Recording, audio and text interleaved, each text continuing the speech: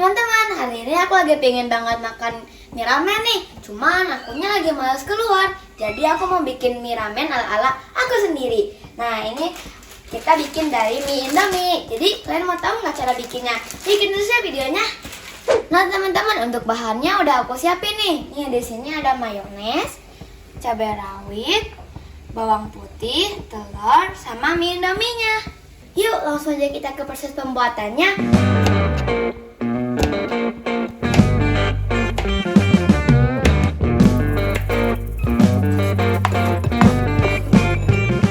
Nah sekarang aku mau campurin mayones sama telurnya.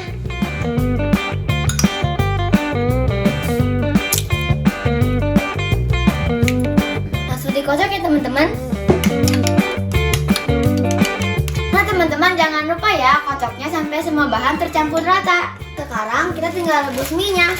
Nanti bumbunya kita masukin ke telur yang udah kita kocok. Nah teman-teman, jangan lupa nih kita masukin air mendidih secukupnya.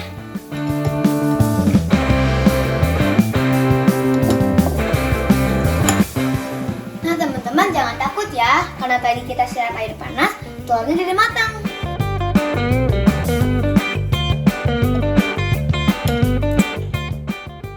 Nah selesai juga nih teman-teman. Oh iya, buat toppingnya aku tadi siapin telur rebus biar makin maknyos. Nah teman-teman, mie ramen ala akunya sudah jadi. Sekarang kita mau cobain.